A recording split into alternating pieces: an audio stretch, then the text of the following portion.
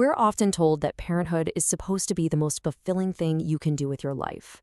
But if you look just beneath the surface, there's a much more complicated story, one that's full of stress, anxiety, and a whole lot of guilt. And while a lot of what we're talking about today focuses on the intense pressure on mothers, this is really a paradox that affects any parent who's trying to keep up with today's expectations. This quote from a new mom named Abigail, well, it just hits home for so many people, right? It's that quiet, nagging feeling that your own reality doesn't quite match the perfect, shiny picture of parenthood that you've been sold your whole life. So that leads us to the big question here. This huge gap between what we expect and what we actually experience is so common that it actually has a name: the parenthood paradox. And today, we are going to unpack the powerful forces that create it. Okay, let's start at the most personal level, the massive and frankly often disorienting shift in your identity that happens almost overnight when you become a parent. As this other new mom, Eleanor, describes so powerfully, this isn't just about adding a new title to your resume. For so many people, it is a complete teardown and rebuilding of who you are from the ground up. You know, your career, your friendships, your sense of who you even are. Suddenly, every single part of your identity is on the table. But here's the problem. While you're going through this massive internal change, you're also crashing up against this incredibly powerful external force, the cultural myth of the perfect mother. Research shows women really grapple with this, feeling like they don't have the right stuff or worrying they're going to become this stereotype of a boring mom. It's a huge, stressful mismatch between reality and some impossible ideal. So where does this high-pressure, idealized image even come from? Well, it's not random. It's actually part of this dominant cultural playbook, a set of unwritten rules about what it means to be a good parent right here, right now. Sociologists have a term for this. They call it intensive mothering. It's basically this pervasive set of beliefs that says mothers are the essential number one parent and that good parenting has to be this all-consuming, emotionally draining, expert-led project. It has become the default yardstick we measure modern motherhood against. Now, this table breaks that whole ideology down, and the data here is, well, it's pretty revealing. Look at this. The belief that mothers are essential is directly linked to lower life satisfaction and higher stress. The idea that parenting is super challenging and requires all this expertise, associated with greater depression. And the notion that you have to be totally child-centered, yep, that's tied to lower life satisfaction too.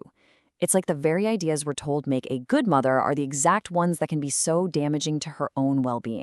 So what happens when you have a profound identity crisis crashing head-on into an impossibly demanding cultural script?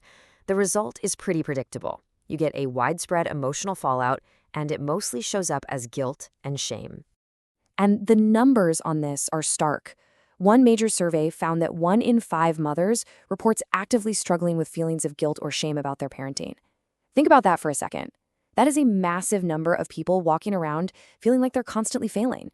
And this chart really drives home how gendered this whole thing is. Mothers are twice as likely as fathers to report feeling this way, 20% of moms compared to 10% of dads.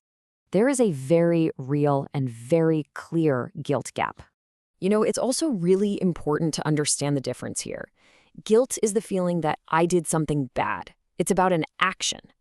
But shame is so much more corrosive. That's the feeling that I am bad. It's a negative judgment on your entire self. And research shows that shame, in particular, has a huge negative impact on a parent's well-being. Okay, but why? Why is there such a big gap between mothers and fathers? To get that, we have to look at the unspoken rules of society, the expectations that shape all of us, whether we realize it or not. And the key concept here is something called implicit gender stereotypes. Basically, these are the automatic subconscious connections our brains make, the ones that link woman with family and man with career. And the wild thing is, even people who truly believe in gender equality still hold these hidden biases. Now, this is where it gets really fascinating. Research from the NIH shows that these hidden stereotypes can actually act like a psychological shield, especially for men. One study found that the more strongly a dad subconsciously held those traditional stereotypes, the less guilt he felt when his job got in the way of family life. It's like the stereotype gives him a pass. But for mothers, yeah, that shield is nowhere to be found. The societal expectation that they should be prioritizing family is so strong that they report high levels of guilt in those exact same situations, no matter what their own hidden stereotypes are. And this is what creates what researchers call the guilt gap. So, when you put all these pieces together, the identity shift, the intense ideology, the hidden stereotypes, it becomes really clear that all this overwhelming guilt isn't some kind of personal failing. It's a systemic problem. So, here's how it all connects. It starts with these pervasive, subconscious stereotypes that we all have. Those stereotypes then fuel the impossible standards of intensive parenting. And then, when real, actual human beings can't live up to those impossible standards, it triggers this massive wave of guilt and distress. These feelings aren't a sign you're doing it wrong, they are the logical result of a broken system. So, what's the antidote? How do you get out of this trap? Well, it isn't about trying even harder to be perfect. According to the research, it's about learning to be more self-compassionate. Just understanding that these pressures are external, that they come from our culture, not from you, that is the first, most powerful step toward responding to yourself with kindness instead of criticism. And that leaves us with one last really big question. This isn't just about feeling less guilty. It's about opening up space for something totally new. If we can finally see the perfect parent for the myth that it is, what becomes possible? What kinds of parents could we be if we let all that pressure go? The answer is different for everyone, but it has to start with giving ourselves permission to just be human.